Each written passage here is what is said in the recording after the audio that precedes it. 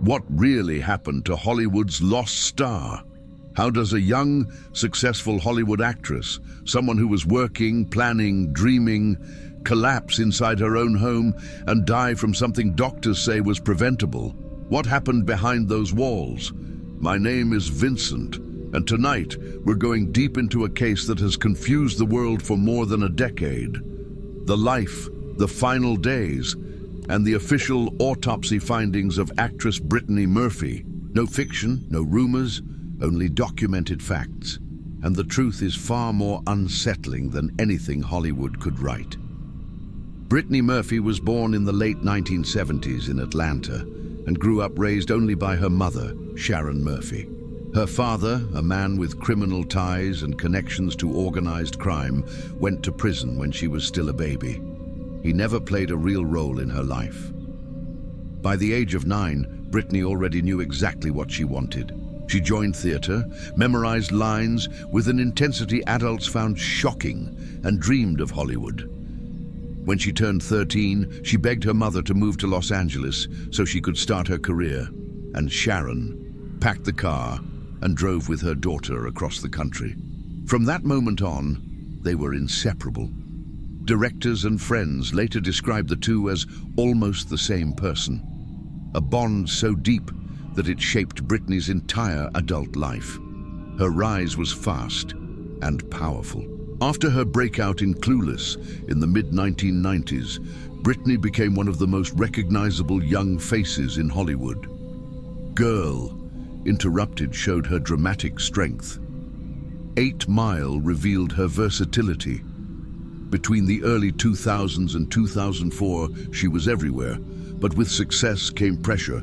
Executives, tabloids, and even colleagues pushed the idea of a perfect Hollywood body. She dyed her hair, lost weight, and transformed to fit expectations. Suddenly, rumors appeared. Eating disorder. Drug problem. She looks fragile. But those who worked with her say the truth was more complicated. And according to the future autopsy, there were no illegal substances and no clinical signs of anorexia. The real danger in her life was not coming from Hollywood. It was coming from inside her home. When Brittany met British screenwriter Simon Monjack, she was in a vulnerable moment. And Simon presented himself as everything she needed. A millionaire, a successful producer, a friend of celebrities, a man who could protect her from the industry. But nearly all of that was false. Documents reveal that Simon had a long history of financial fraud, unpaid debts, evictions, legal trouble, and even deportation for lying on immigration paperwork.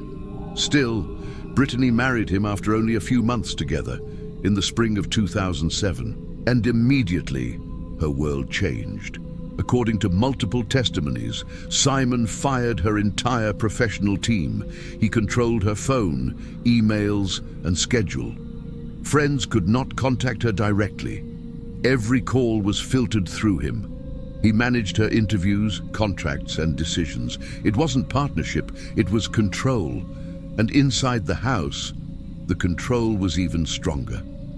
The mansion Brittany bought from pop star Britney Spears was supposed to be her dream home. But by the time she lived there with Simon and her mother, it was described as full of humidity, walls darkened with mold, windows sealed shut with tape, rooms cluttered, dusty, and poorly ventilated.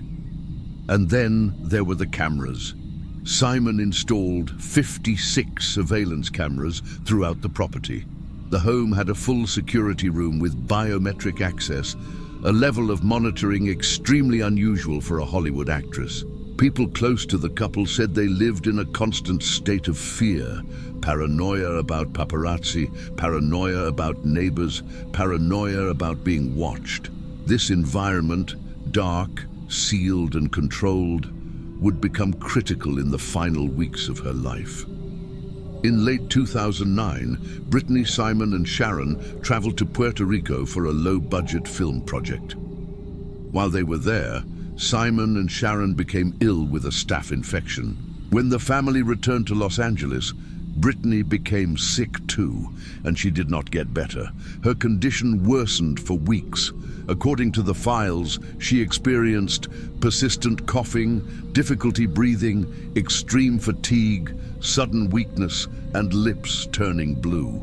She was visibly ill, dangerously ill. But she never went to a hospital. Why?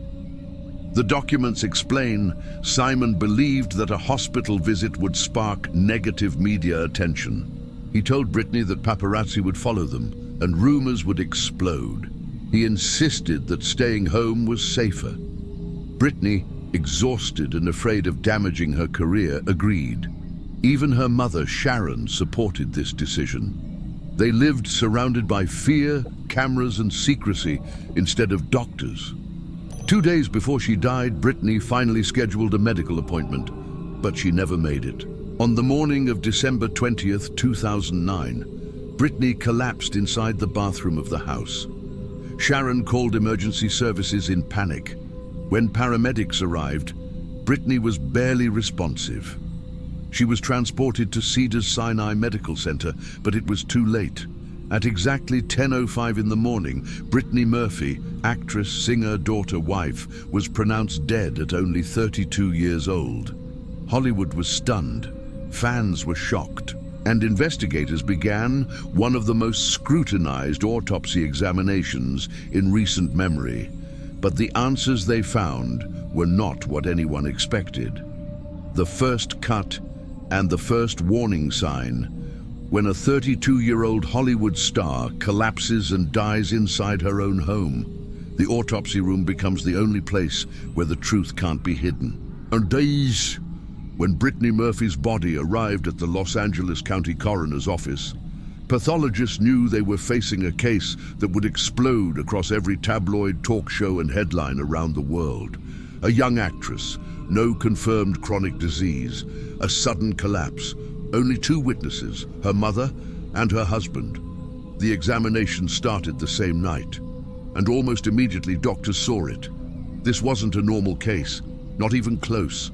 Her lungs were heavy, too heavy, congested, filled with fluid.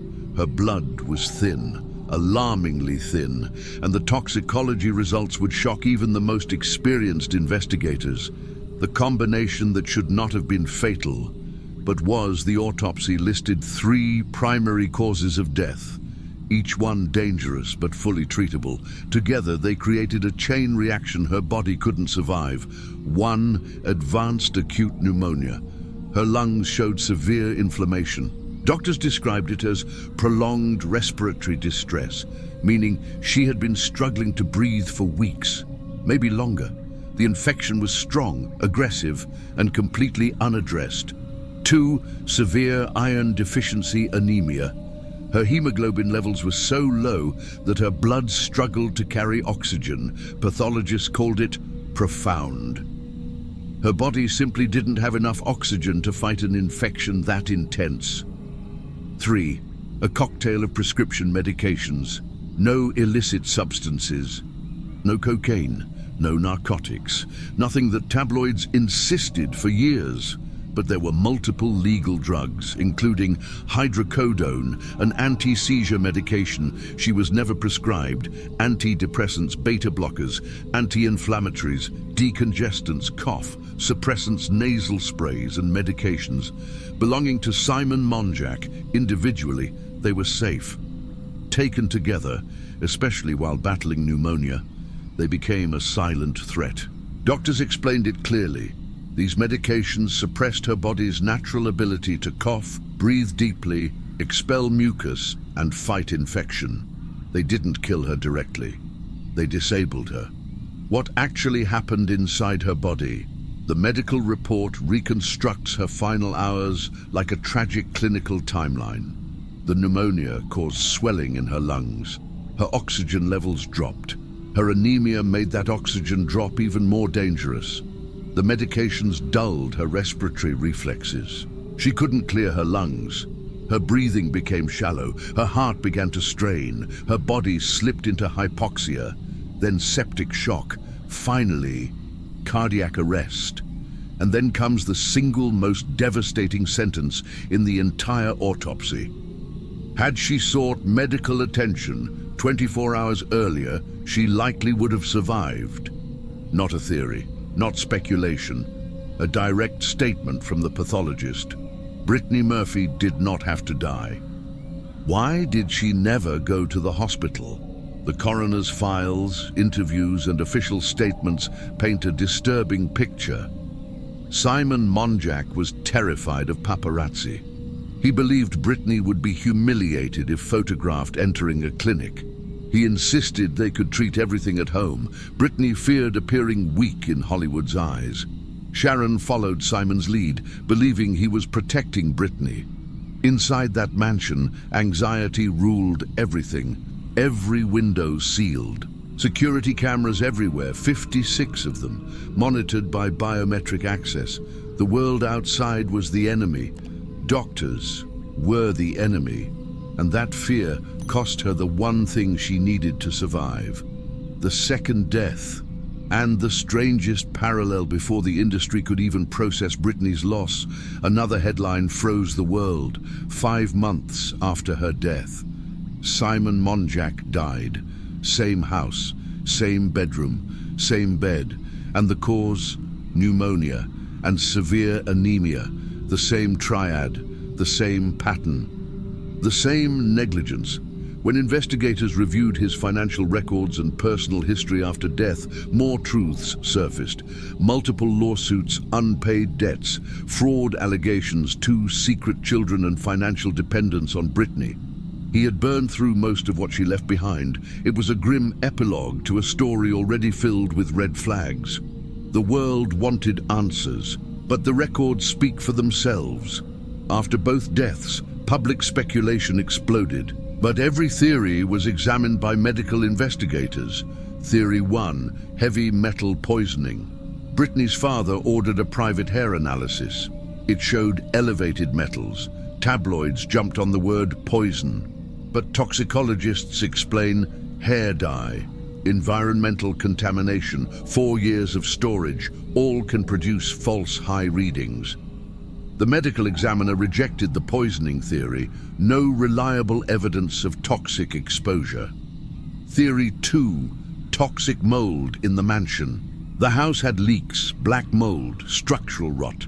Sharon attempted to sue, claiming mold contributed to Brittany's death. But again, the official stance was firm. No direct evidence mold caused or contributed to the fatal conditions. Theory 3, government surveillance. Friends close to the couple claimed they were paranoid, installing dozens of cameras. But nothing proves any official monitoring took place. Theory 4, extreme negligence. The explanation most consistent with all scientific evidence. Doctors, directors, and friends all agree. Brittany was sick, critically sick. But her inner circle didn't take her to a hospital. The illness wasn't unstoppable. The medications weren't illegal. The house wasn't a fatal poison chamber. The simplest, most painful truth is also the most accepted. She died from a treatable illness that was ignored until it was too late. What really killed Brittany Murphy? No overdose, no illegal drugs, no eating disorder, no proven conspiracy, no toxic mold as the primary cause, no assassin in the shadows. Her official killers were a severe lung infection, devastating anemia, a dangerous combination of legal medications, and a complete absence of medical intervention. She needed oxygen, she needed antibiotics, she needed a hospital, she needed help, and never got it. The most human question. In the end, a brilliant, talented young woman didn't need fame or fortune or cameras. She needed something far simpler. She needed someone to say, "We're going to the hospital now." The death of Brittany Murphy remains one of Hollywood's most haunting real cases. Not because of mystery, but because of how preventable it was. Her story forces us to ask, was Brittany Murphy taken by illness or by the environment built around her? And how many chances did she have to survive that were ignored? A tragedy not of darkness or conspiracy, but of silence, fear, and the decisions that should have saved her and never did. If you're still here with me, thank you. Stories like this one are never easy, but they matter. And if you want to walk with me through the truth behind other real cases, consider subscribing. It helps this channel reach more people, and it tells me you want more deep dives like this. And down in the comments, tell me what you think really happened. Your voice becomes part of the investigation.